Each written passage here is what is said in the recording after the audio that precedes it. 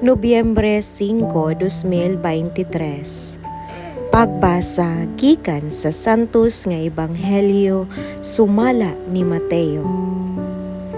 Si Jesus miingon ngadto sa katawhan ug sa iyang mga tinun-an, ang mga magtutudlo sa balaod ug ang mga Pariseo mao ang may katungod sa paghubad sa balaod ni Moises. Busa kinahanglan tumano ninyo ug sundon ang tanan nga ilang isugo kaninyo.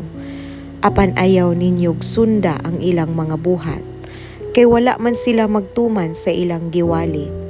Nagbugkos sila og bugat nga mga karga ug gipapas-an nila sa mga tao.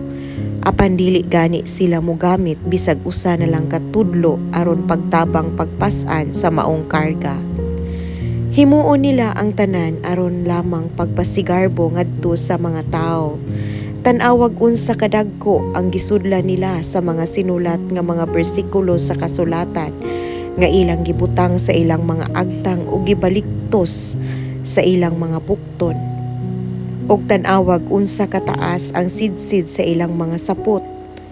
Gusto sila sa labing maayong mga dapit sa mga kumbira ug sa mga linaing lingkuranan sa mga sinagoga. Gusto silang yukbuan ug tahuron didto sa mga merkado ug nga ang mga tawo motawag kanilag magtutudlo. Ayaw kamo pagpahingalag magtutudlo kay kamong tanan managsuon man ug usara ang inyong magtutudlo. Og dinhi sa kalibutan ayaw tawga si bisan kinsa nga amahan. Kay usara ang inyong amahan nga atuas sa langit. Ayaw usab kamo pagpatawag og pangulo, kay usara ang inyong pangulo nga mao ang Mesiyas.